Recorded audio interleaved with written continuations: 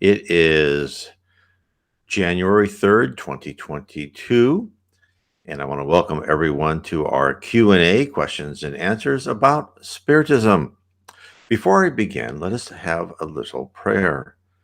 Dear Jesus, please help us all as we start this new year of 2022. Help us increase our health.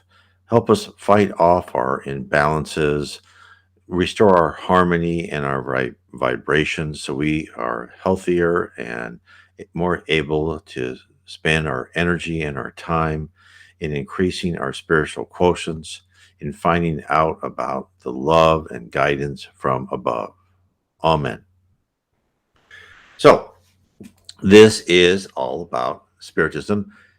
And if you want to know more about Spiritism, as I show in my splash page here, my title page, really what you would like to read first is the book Codified by Allan Kardec with 1,019 questions, the Spirit's Book.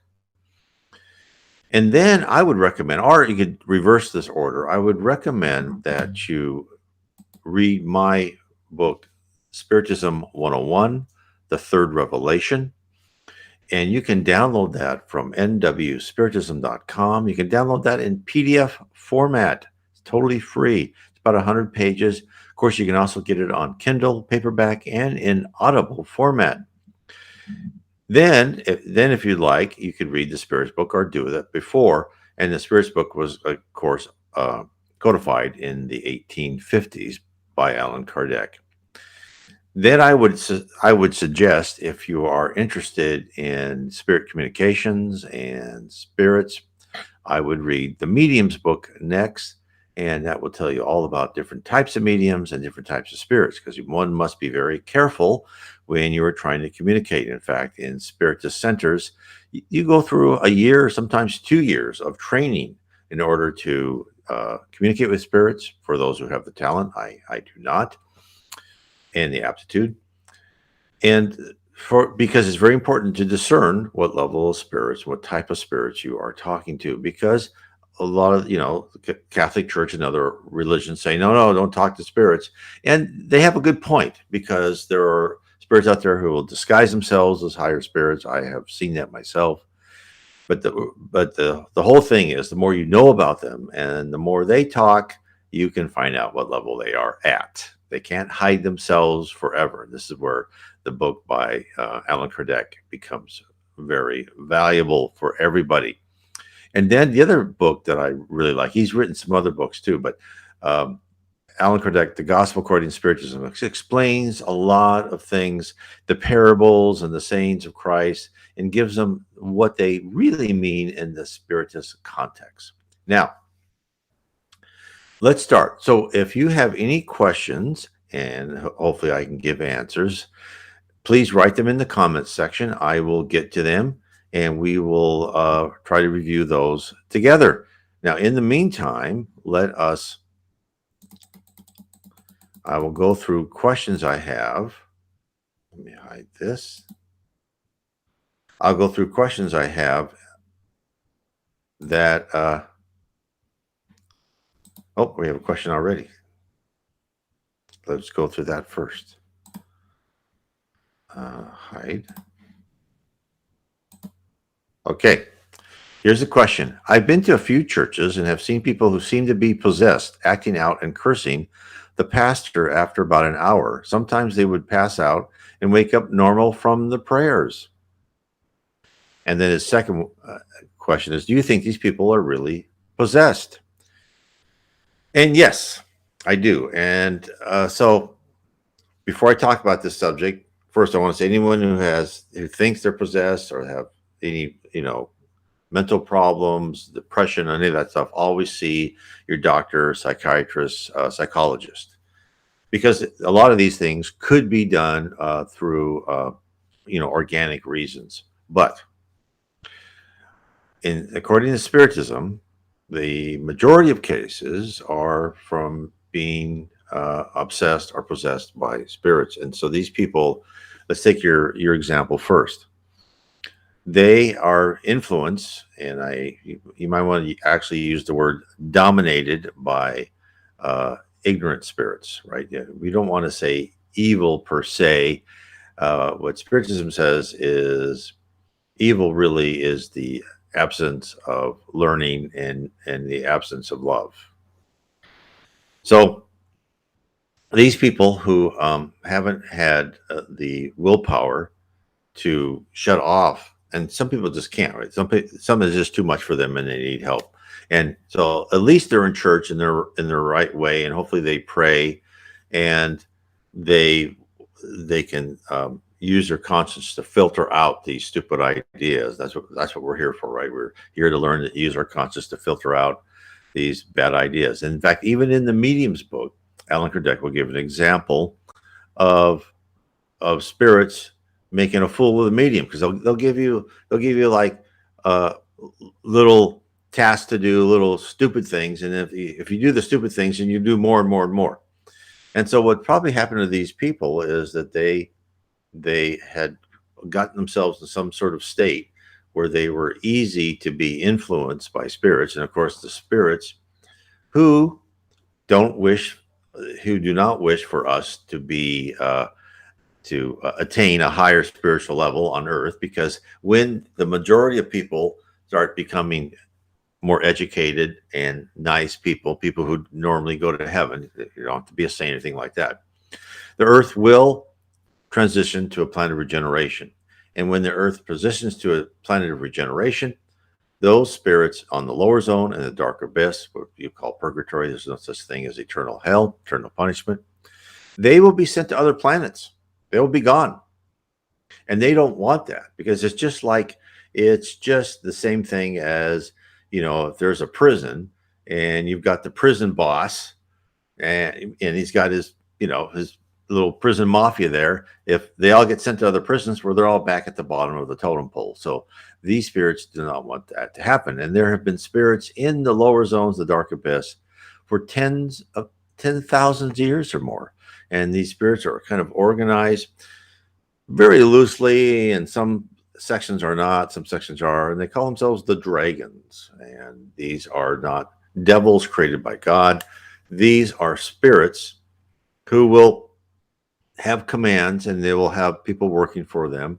It's like any organization, corporation, and people working for them, and they'll give broad directives to try and stop anyone becoming spiritually elevated. And they'll go in the churches and they'll try and sabotage churches. They'll try and sabotage spiritist centers. I've seen a spiritist center that they thought there was like, oh, this great spirit's in charge of a spiritist center, and then he would have the head of the spiritist center like do stupid things like saying, oh, you can't sit in that chair because the spirit says that chair is reserved for so and so, which that would never happen. Or you can't cut flowers in that garden because only the gardener can. And again, those are just stupid requests that would never be requested by a high spirit. So these people were just too blind to know that spiritist center had been taken over by lower spirits. So this happens. And I know people listening to me think, well, you're crazy, spirits. And, 10 years ago, I would have agreed with them until I found out myself that, yes, we are surrounded by spirits. We are loved and guided by Jesus and his higher spirits very closely. But then again, we also have this influence of lower spirits on us. Now, you may want to ask, why do we have to have this influence of lower spirits around us? Why do we have this kind of bad educational environment? Because that's why we're here, right? For educational purposes. And it goes with the same question as, when people say, I don't believe in God because there's, these horrible things happen to these good people. How could God allow that, right? And good things happen to terrible people. Well, it's all part of understanding the process. And the process is that we are on a planet of atonement, that we have to atone, we have to pay back for our wrongful deeds in the past. So therefore, everybody has very intricate plans for their life to go through trials and tribulations. So they have the stimuli to force them to analyze themselves and to modify their character and personality. Also, Now, why do we have to do that? Why do we have to go through this and modify our character personality?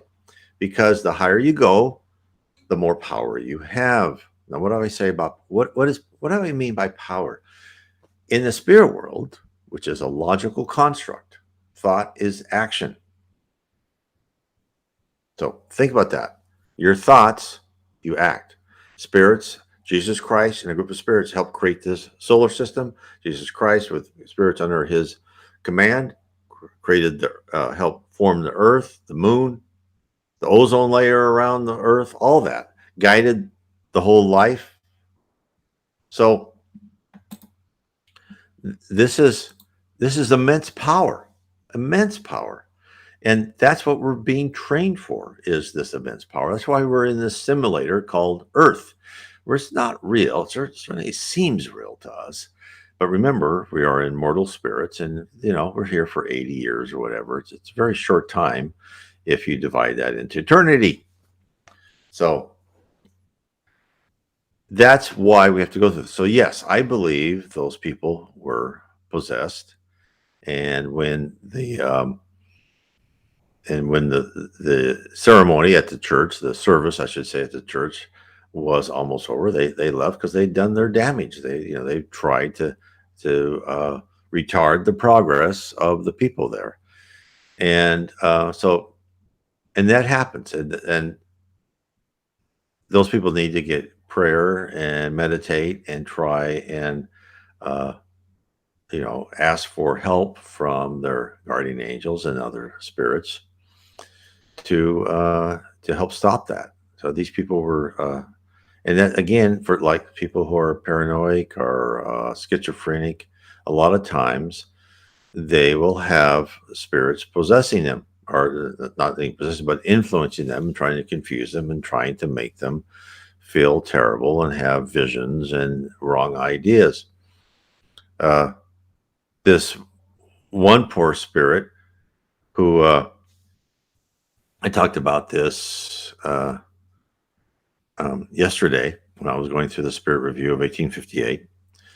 This man had gotten rich, and he was rich because when his father died, who was pretty wealthy, of course he increased that wealth. He had two younger brothers, and this man falsely uh, got those two younger brothers out of the will, and he took all the money for himself. Of course, the two younger brothers had, wanted revenge on that, and and actually more than the two younger brothers, actually his own conscience, uh, just hit him hard and hard. He just felt terrible about that, and he became mentally ill.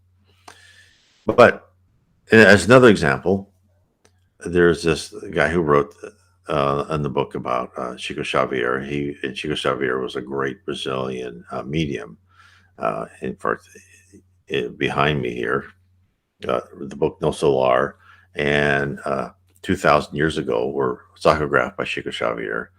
One by the Spirit Andre Luis, No Solar. I would recommend anybody for No Solar, and the other one by the Spirit Emmanuel 2,000 years ago. When Emmanuel, so really a lot about himself when he was a Roman senator during the time of Christ. So anyway, this man was working with Chico, and these couple came up to him and said, "Chico, can you help us? Our daughter is going through these, schizophrenic, horrible episodes." And he said, "Go help any way you can. Go serve the community. Go help people." Well, the mother and father came back a year later, and this guy was again next to Chico. So kind of the line was going through, and they said, "Chico, our daughter's much better. Thank you so much for your suggestion." And so after they were done, this guy said, "Well, how did their daughter get better?" Well, Chico said, these people went, and Chico could read minds. He had powers. He could put his hand on a book or magazine and understand everything. These are powers you too will have in later next stages of this planet as we ascend. He goes, these people went out and they were helping prisoners, and they would talk to prisoners. They'd give them help. They would give them guidance. They would, tell them about Spiritism, and they were very nice people and very helpful. Well, The mothers of the prisoners who were in the spirit world, who were kind of trying to help their sons, saw how nice these people were to their sons. They said, well, let's see where they live. And they went to where they lived, and they saw their daughter being obsessed by spirits. So these mother spirits said, what are you doing? Her parents are wonderful to our sons. And they convinced them to say, look, whatever revenge you wanted, please stop. Their parents are wonderful. And they said, okay, we'll stop. Then the spirit stopped obsessing the daughter, and she got better. Now, and this is a lot of this is in the medium's book, is sometimes people can resist that themselves, and sometimes it's so powerful you have to enlist the help of other spirits to help those spirits to break away. And in fact, there are spiritist hospitals in Brazil where they'll use conventional methods, medicine and psychotherapy and all that, but they will also have medium meetings, and they will explore, are there spirits obsessing this person? What's the reason? And they actually have a very good success rate with addiction, because addicts a lot of times are possessed, I would say influenced, because spirits, if you're an alcoholic or a drug addict, you're still an addict. When you pass over, you still want alcohol, you still want drugs. So therefore, you go in the bars, you go to places, you find someone who's a big drinker, and you say, hey, I'll keep drinking, and they'll like absorb themselves in that body, and they'll feel the effects of alcohol. They can feel that from your feelings. And same with addicts, right? They'll say, you need another shot of this or whatever drug of choice. And then they'll kind of come next to you and kind of absorb into you, and they will feel the effects of that because they really want that. So I thought that, it's amazing how much we interact with the spirit world. Okay. If anyone else, if not, I'll go to some questions I had here. Where was I? But anyone else, I always make anyone who asks questions, I'll make live on the show. I'll make that the top priority. Okay. Let me get a drink here. What is also the Spiritist view on the purpose of the death of Christ? Well, Christ, it wasn't just Christ who came to earth, right? So the prophets, Lao Tzu, Confucius, Socrates, Zoroaster, Buddha, they were all spirits who are worked or organized by Christ, right? Socrates, I know, is one of Christ's ministers. And in fact, if you really read the dialogues of Socrates by Plato, who, by the way, they say Allan Kardec was Plato in an earlier life, that it paralleled a lot the teachings of Jesus. And of course, Socrates, how did he die? Well, they killed him because the people of Athens didn't like hearing the fact that might doesn't make right, because that's, again, even in the Roman era, it's like, hey, if I'm more powerful than you, I can tell you what to do, and what I tell you what to do is right, because the definition is I can kill you. Well, and that's what Socrates argued against. That's what Buddha's argued against. Lao Tzu, Confucius, they said we should be good, right? We should, Hinduism, Zoroastrianism, all that. All these, it always, it's kind of amusing when you hear these people say, one religion took this from another religion, and these are like the constant myth. And the reason is there's so much intersection and correlation of what the messages are, because they're all sent by the same guy. They're all sent by Jesus Christ. And to give that time and that culture the messages of love and forgiveness, etc. So these had all come. In fact, there was, I think, Buddha and Socrates were around the same time, 400 years before Christ. So then, when the time was right, Christ came to earth. And of course, it was the most powerful of the spirits to come to earth, right? Because he is the leader of the earth and four other planets besides. So he came to earth and in 31 years, and Socrates lived pretty long, Buddha lived pretty long, and Jesus Christ, what? I mean, I just forgot how many years he actually preached. Wasn't that many. And think of what he did. Now, when I was young reading the Bible, I thought, oh, the thing about the fishes and the loaves of bread and, curing everybody, that's just, they just, I just thought he was a good guy and he had a good philosophy, but those things, they're just exaggerations or myths that they wrote down.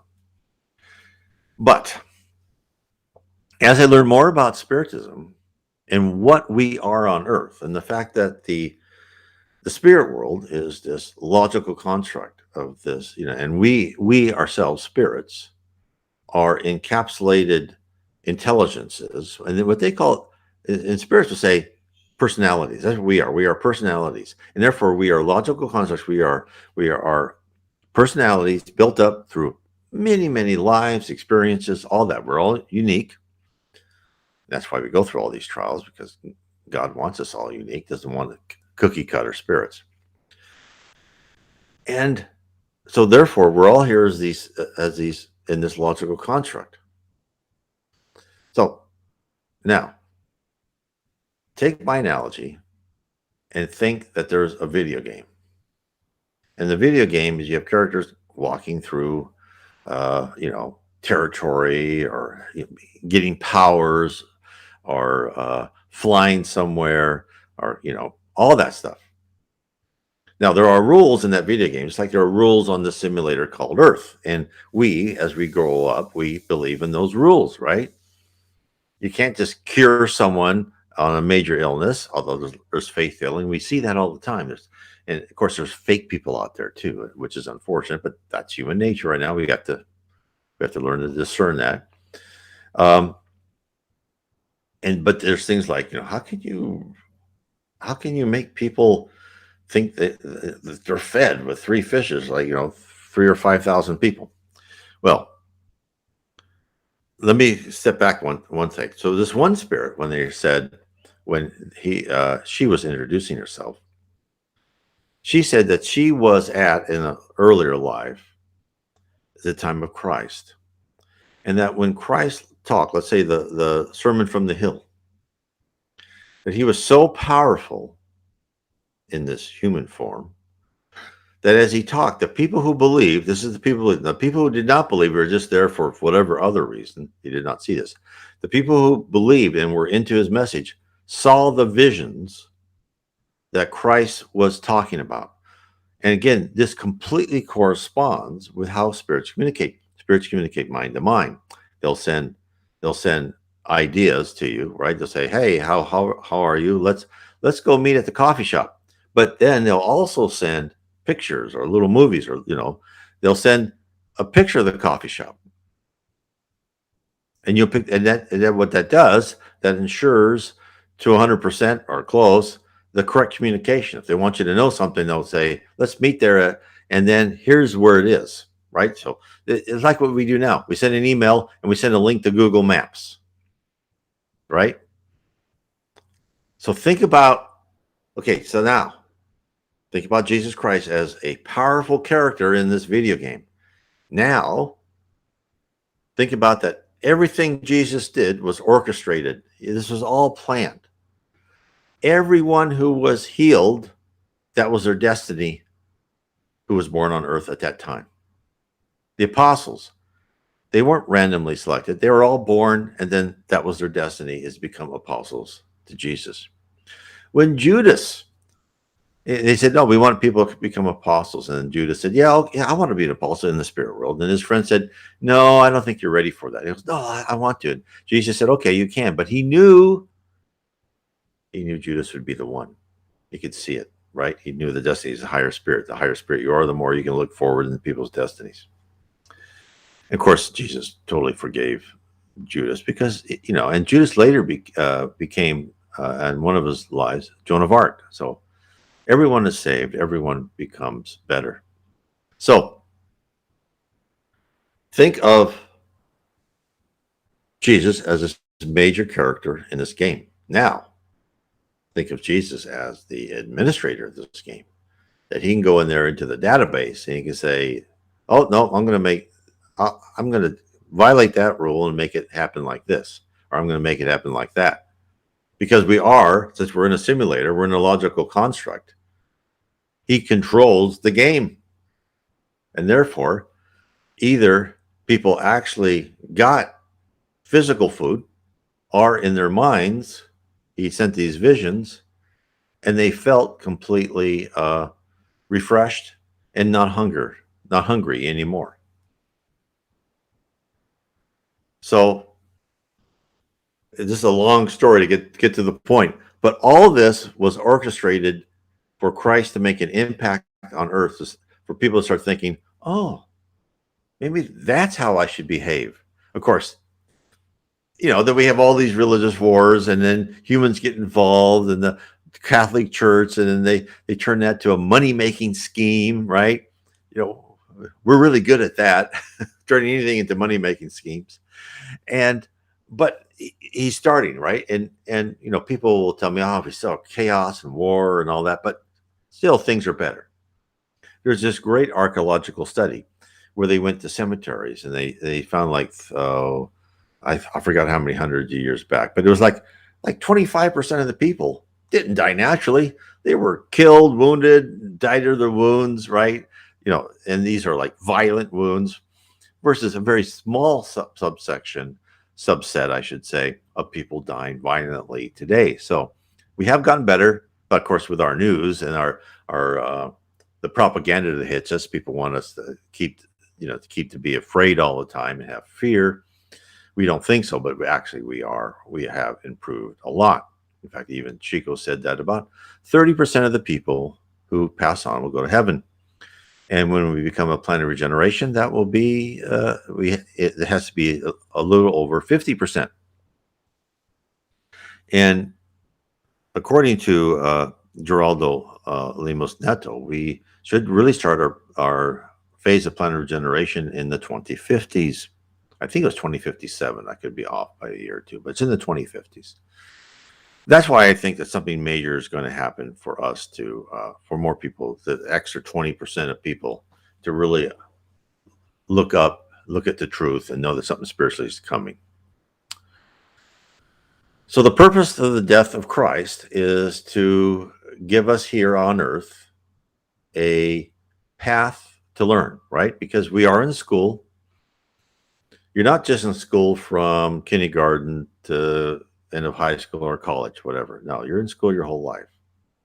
And therefore, we're always trying to be, everything that happens to us is not punishment, it's edification. I know that's hard to believe because sometimes it certainly feels like punishment. Certainly did when I've lost a lot of money. And now I know why I had to, because I took money. So, and now I wouldn't do that to anybody else. So, it's all part of that. Now, you take that combined with what I just said, and you also say that there are other planets all throughout the physical universe, which is a subset of the spirit universe. Now, in the world, schools are pretty similar. First grade, you start learning letters, maybe some numbers, and second grade, you learn something else, up and up and up.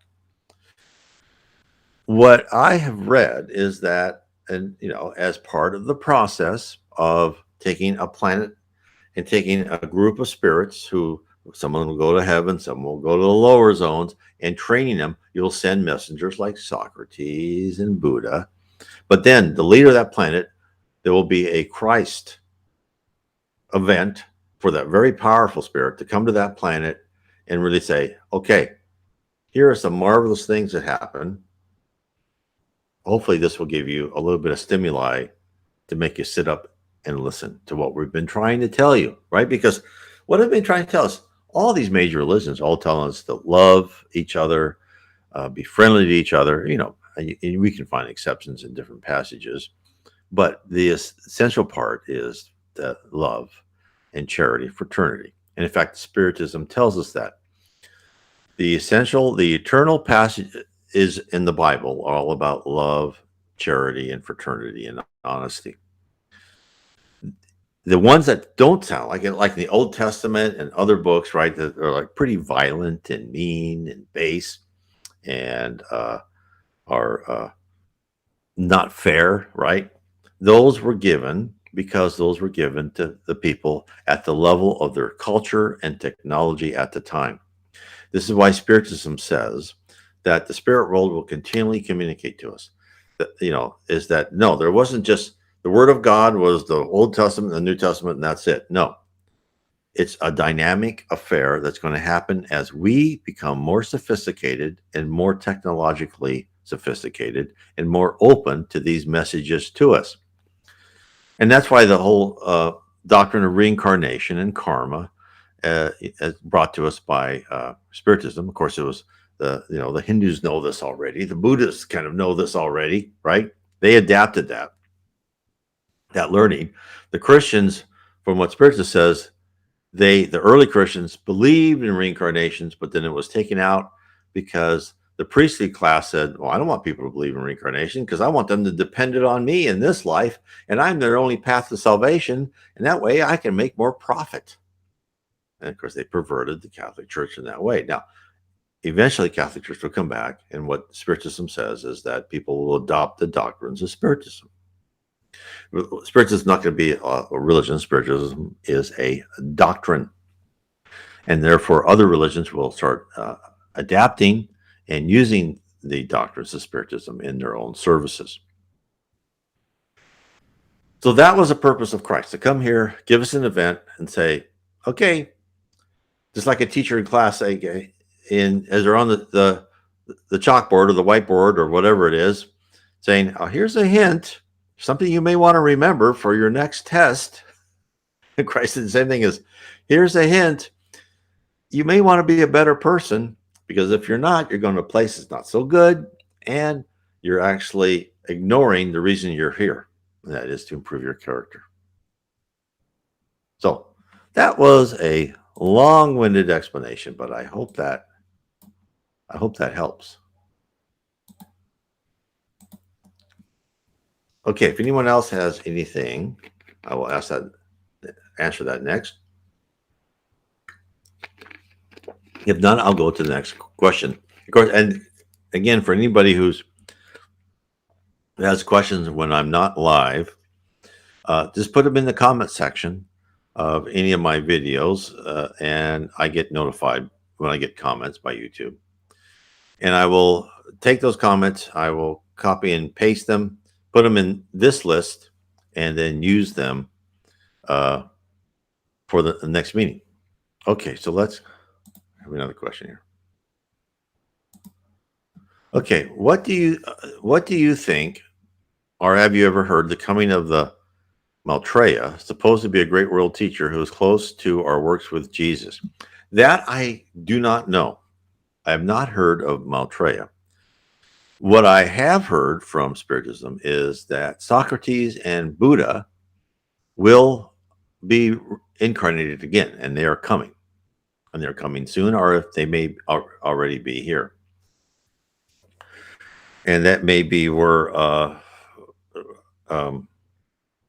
spirits have juxtaposed or gotten confused, or I don't know where that came from. But that is, so there are going to be some high spirits. The other one's Spirit Joanna de Angelis. Not many people have heard of her, but she's psychographed quite a few books in Portuguese to the medium Divaldo Franco, who's just a wonderful person. She's coming back. The Spirit of Manuel, who dictated 2,000 years ago and other great books to Chico Xavier, who was Chico Xavier's spirit guide, spirit mentor. When he was born in Brazil, he's going to play a prominent position in Brazil. So again, this whole thing when people are coming back. In fact, someone told me once, as they said, yeah, it was prophesied that Buddha's coming back as an American or something. Maybe I'm wrong. I can't remember that, but it was interesting that that was prophesied. So this all goes to the whole theme of superior spirits coming to us and saying, let me be an example. And it's up to us to learn from that example.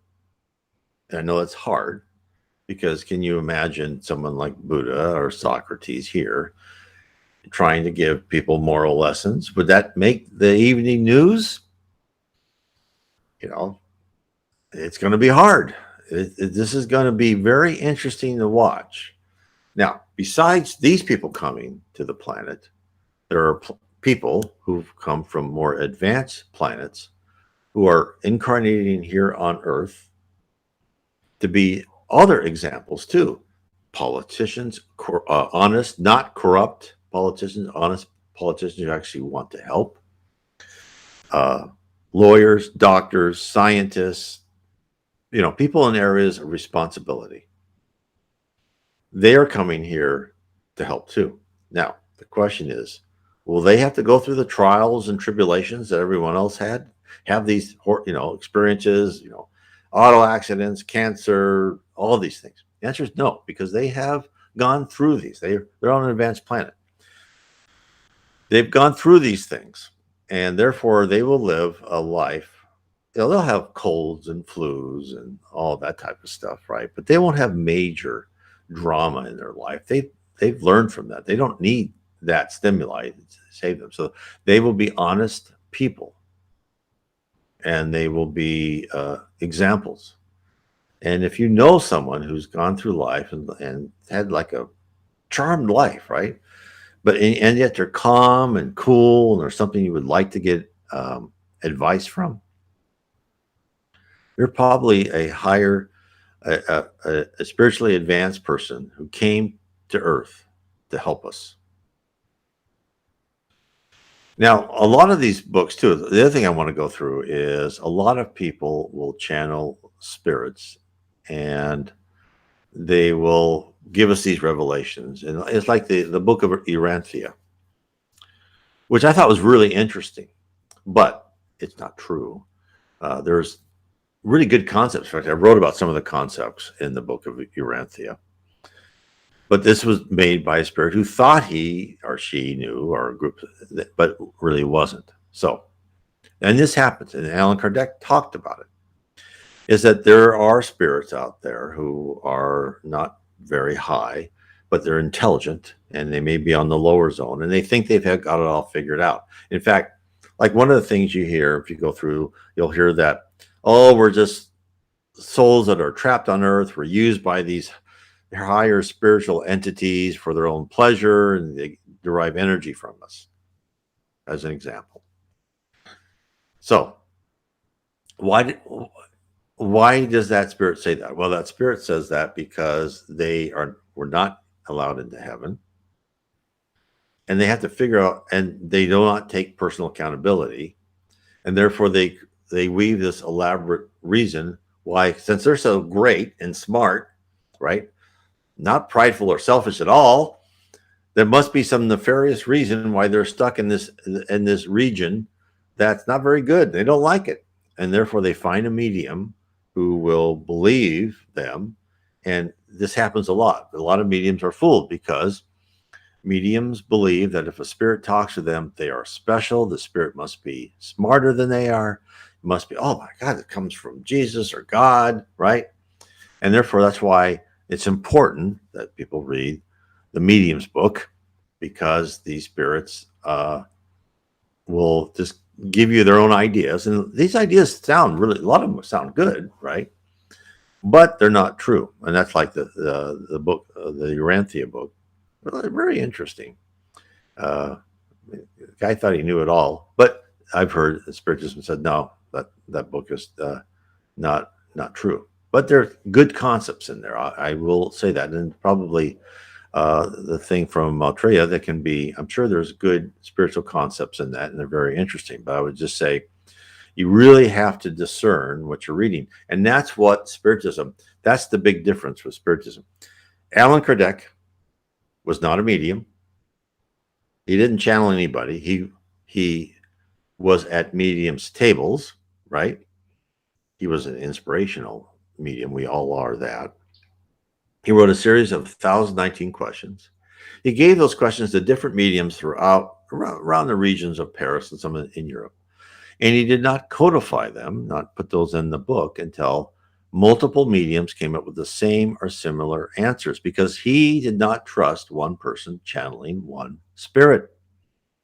And neither should we. In fact, I had, I think, one of these question and answers, I had someone talk to me and say, she was a medium, and she had people say, "Oh, come and help me channel the spirit." And she would say to her friends, "Well, what level is? Who is this spirit?" And then the medium would get mad at her for even questioning it. And that's what people do, and I can see why, because you feel like empowered because you're talking to this otherworldly entity. But you also have, you kind of lose your discernment. So another long answer. Okay, another question. Does meditation really benefit us spiritually? I want to practice, but I feel like I'm just sitting there. Yeah. Or you could be like me and try to meditate and then fall asleep. I'm almost beyond that now. So the answer is yes, but you have to stick with it. And you sometimes it takes a while, and sometimes you're given inspiration that you don't really realize, but it comes out later. But let me tell you, I think is the best way. Everyone has their own way of meditating, right? This whole thing where you say clear your mind, I can't clear my mind. I don't know anybody else out there clear my mind, but you can kind of keep one thought. That's why some of the chanting didn't, kind of helps, or it focuses. I just kind of trying to think, please Jesus, how can I help, or what do you want me to know? And I just kind of try to think of that. But I believe one of the keys to meditation is to do it at a regular time. Let's say 7 o'clock every Tuesday night, for instance.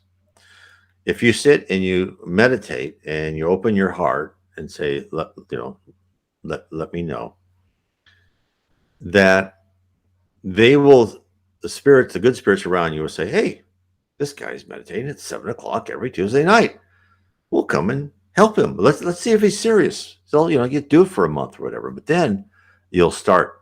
And I don't know. And sometimes when I meditate, I'll feel, everyone's different, right? But I'll feel the energy in my arms of spirits. And but it does take time. And yes, sometimes I feel like I'm just sitting there, but if you stay at it, I believe, and you ask for help, I believe it will be beneficial. And even if you're just sitting there, you're calming, you're balancing your stress, your vibrations and harmony of your body. So at the minimum, that is helpful to you. Now, the other thing you do if you have a family and other people in the house and children or whatever, is Spiritists recommend doing God in home meetings. So again, let's say you do it at 7 o'clock at night on Tuesdays. And when we did this, my wife and I, with our children, we would sit around a table, just a half hour. I mean, you don't need to meditate. Some people meditate for days, whatever. 15 minutes, 30 minutes. You don't have to. It's not a marathon. But we'll sit there and we'll take the Spirit's book and we'll read from the Spirit's book. And then a lot of times we'll read questions and say, "Okay, what do you think the answer is?" Right? And we'll discuss Spiritism. But first, we'll pray first before the meeting. Then we'll discuss Spiritism out of one of the Spirit's literature. And then at the end, we'd have an end prayer. And during the meeting, we'd have a bottle of water or a pitcher of water in the middle of the table. And the spirits would magnetize that water.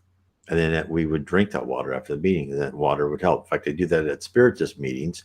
When after the meeting, after you get passes, you drink the magnetized water, and that will also help you. So the next question for the same person, Joseph, had said, so it'd be safe to say spirits pay attention to our daily habits and schedule. And the answer is absolutely yes. And it's just like, and of course, we don't know that. In fact, I wrote a book on that kind of, my book is The Seven Tenets of Spiritism, How They Impact Your Daily Life. Is, it's a little bit frightening to say that we're constantly watched and evaluated. It's like the first grader going through school, right? Eating glue, whatever they're doing, cutting things, chewing on crayons. They're always watched. And, in relation, we're almost the same.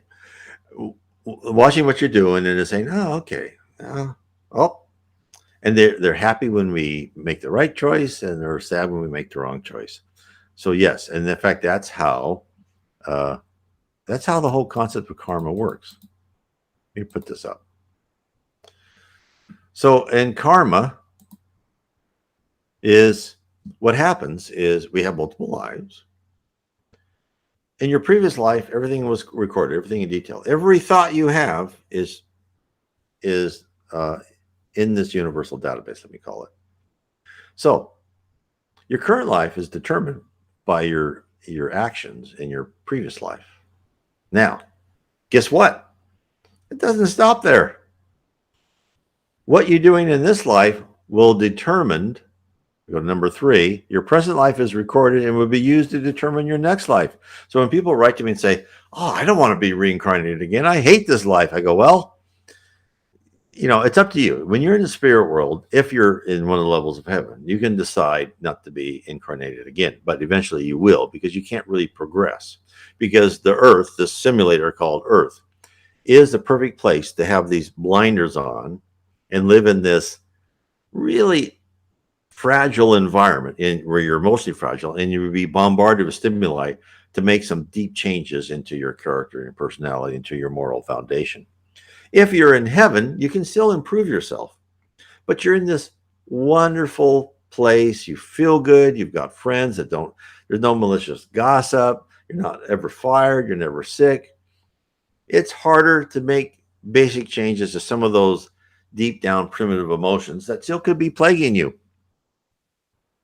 Hence, coming to Earth, living on here in the planet of atonement can be hard, yet extremely beneficial. And to make it beneficial for each one of us, we should analyze when these things happen to us. When someone, steals our bicycle from the front of the house, and we go, "Oh, I hate that guy. He stole my bicycle." Think of yourself like, okay, in some previous life, I stole something from someone else, and now I feel what it's like to steal something, and I will never steal anything from anybody. And that's why I probably repeat this too much, but I say, look, when these people do us wrong, you don't have to love them, right? But you just have to consider them as actors in a play, and they were there to elicit response from the main character in the play, which is you, right? Consider yourself the main character in the play. They were in all plays, right? Any really good play will have a storyline, and that character will improve, grow through interactions with different people and different events. Same thing's happening to you. You are growing through interactions with different people and different events. So, don't hate the robber, pity that guy, stay away from him, lock your bike up next time, and hopefully he goes into prison. That's fine, right? But don't hate him, and just say, next life, something's bad, next life you're going to learn. And of course, again, this is a good way when some of us are affected, and I've been, working on this myself, when you're really affected by seeing, especially now when you see these corrupt politicians just gather more power because they have the opportunity to do so, and for the media to lie to us and all the things they're saying. And you say, well, at some point in time, everything you're doing is going to come back at you, right? For every action, there's a reaction. And this concept of karma is in, Buddhism and Hinduism and all sorts of religions, right? So, and even Jesus talked about that. Everything is going to come back, right? And that's why he said, forgive 7 times 70. He didn't say that just because it's a good thing to do. He said it because it's a darn good piece of advice. Because if you don't forgive and you keep this obsession, when you die, you want to obsess that other spirit, right? You're the ones obsessing people, right? And all you're doing is you're slowing down your own spiritual progress. And don't make other people mad at you. Try not to. I know sometimes it's hard. Try not to, because you don't want someone trying to get revenge on you. Now, I'm surprised I haven't been affected more, because I've heard of horrible things I've done in the past. So I must have gone through some lives where I was probably obsessed, because I have heard that I have, tortured people to find where they hid money. I have cut people's feet off so they couldn't escape, right? Uh, so, I mean, honestly, uh, I hate the word honestly, because then when you say honestly, it's like you're going to be dishonest. So I shouldn't say that. I just want to tell people is that I have never heard anything good I've ever done in a past life. From other mediums, I've always heard things that I have done incorrectly. In fact, I was at this, and he's since passed on. And I've gone to this site this person many times. He's a healing medium in Rio Novo in Minas Gerais, the state of Minas in Brazil. And we got to know each other. And of course, it was hard for me because I don't speak Portuguese very well. But he would say, "Are you German?" This is way at the beginning. And I said, "No, I'm American." So you don't speak German? No, and I didn't understand why he would keep asking me that. And then finally, another medium said, "Yeah." He goes, he talked to you, and then he talked to me. He goes, "You and I mean the medium, and we were all interconnected during the war in World War One in Germany." And then the last time I was with him, a couple of years ago, he came up to me smiling and said, "How you doing?" And then he hit me on the shoulder. He goes, "You know, you killed a lot of people." And I go, "No, don't tell me that." and, and it's like, these are the things I hear. So I believe, I could be wrong, that I'm hoping to be an example to people of how horrible people, violent people, dishonest people can improve in life after life. And the fact that you don't need to understand your past life, because I hear this email all the time too. How can I understand my past life? I don't know what I did. The answer is the spirit world is so smart, so intelligent, so cunning, and so manipulative, honestly, that they know how to elicit and to make us analyze and change deep structures within our emotional and character life and foundation to have us go on the correct path to become better and better people. And I'm hoping I'm an example of that. I mean, I've done bad things. I've done wrong things. I'm not going to say I haven't. But I haven't made major crimes like I had before, right? I haven't killed or tortured anybody, thank God. People may say I've tortured. My kids may say that because I forced them to, work and go to school.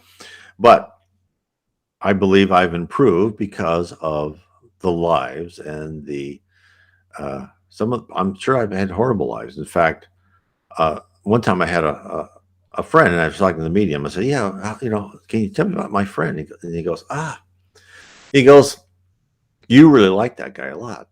And he goes, "And the reason you like him, because he took you in when no one else would." That's all he told me. And so my opinion is that in order to atone for one of my lives, I must have been born severely with severe defects. That who else would want me, right? Maybe I didn't have feet, or maybe I couldn't walk, or whatever it was in atonement for what I'd done, even previously done. And therefore that person was interconnected with me in my life, and that I always felt that a special feeling for him as a really good friend. And again, So that's how it works. In fact, when you're on this earth, you'll be interconnected with people. You'll be interconnected with people that you'll like all right away. Like, I like this person. I like this woman, or I like this man, or I like this person. And there's something that's instinct coming out, right? Because when we are incarnated, we are born with our two things, right? We're born with our conscience, the set of divine laws by God. And as we go life after life, we learn it becomes more and more like a law library, which we fill in the gray areas because there's no such thing as black and white. And our instinct from previous lives. And their instinct is, hey, I'm not doing alcohol anymore. I've done that. I've been an alcoholic. Because like my wife and I, we never smoked. We never did alcohol. I mean, we drank, but, social and seldom. But that's an instinct in people. And then some people still have to learn that, right? They have to learn the pitfalls of that. But after they learn that, their instinct next life is, I'm not touching that stuff, right? I don't need that. And the instinct also is, you see someone that you've known in a previous life, is you feel an affinity with that person right away. Now, the opposite happens too. You go, I don't like that person. And then in your mind, you're going, why am I being so prejudiced? Why do I hate that person? Why do I dislike? I don't even want to be with that person. That person that, you and him or her had some problems. So the best thing to do when that happens is try to at least have a nice relationship. Just, be polite, a polite relationship. Be polite to each other. Don't hate each other. Try and find things in common if you can. If not, just don't be active in hating that person, because those people are put in our ways in order for us to learn and to be reconciled all the times. And that's the other thing I'd like to say, is that the spirit world doesn't like open conflicts. If there's an open conflict with a brother or sister or other people, or a cousin or something like that, or some person that's really like, that maybe has no relation, but it's just you and them butt heads, or they do something wrong with you, well, you better watch out, because in the next life you may be brother and sister, or you may be their daughter, or they may be your son, or whatever. It will all come back. And the spirit world does not want unreconciled problems. Doesn't mean we fix them. It may take multiple lives to fix them. Okay. So if you're interested, I hope this helps people in their interest in Spiritism. Oh, I have one here I forgot. Kendra says, hello. Hello, Kendra. Thank you for coming to our program. Of course, we are here every Monday. I would recommend that you check out the book, How We Are Guided by Spirits, book 3 of Spiritism. And I have, actually, it's a series of 3 books. I think I went to the last book first. Here we go. Let me do this. There we are. The first book of the series is Heaven and Below, book 1 of Spiritism. We talk about heaven, talk about Jesus, talk about the lower zones, purgatory, etc. And then the second book, I talk about spirits. What is a spirit? What you are as a spirit? It really gives you a good idea of that. What your attributes, how you ascend as a spirit. And then, of course, the last book is How We Are Guided by Spirits. And it even talks about the future of the earth, what the earth is going to become. Now, if you would like to have a more kind of a overview of everything and what you are, why you're here, how you can ascend, what I've done on my other 14 books, this is my 15th book. I bring this all together, and the other books, I try to bring all the spiritist literature I can from different mediums, right? Yvonne Pierre, Chico Xavier, Divaldo Franco, Allan Kardec was not a medium, but he, what the books he codified and wrote. The Reverend G. Val Owen was a great resource. My God, what a, read his books. And really talk about really what kind of Where do you live? Who are you? Who really are you? Because if you really look at who you are, you're not this random organic carbon-based person. No. The random organic carbon-based person doesn't exist. You are a constructed entity. You are a spirit with her own personality that inhabits this physical body for a reason. And the reason is for your self improvement to one day be a pure spirit. And your whole life is full of trials and tribulations that are pre planned. Not perfectly everything, but north of 99%, most probably. There are exceptions. And people say, well, then this is predestination. I have no choice. Well, yes, you do. You have choices within your trials and tribulation of what you decide, right? If you're put into a situation where you've got a bunch of money sitting in front of you, it's not yours, you have the choice to take that money or try to find the owner, as an example. And in fact, there was a question. He said, well, are we predestined? We have no choice. And the spirit said back to Andre Louise, who was another spirit, said, look, this is an example. Let's say your destiny is to be locked into prison for life because of something you did in past life. No one escapes punishment. No one escapes, I shouldn't say punishment, no one escapes learning what they did wrong. So don't worry about people who you think got away scot-free. Nah, doesn't happen. Maybe this life, maybe not next. He goes, let's say you're in the prison for life. But in the prison, you have the choice. Do you help the warden? Do you help other prisoners? Do you read? Do you try to improve yourself? Those are your choices within the trial.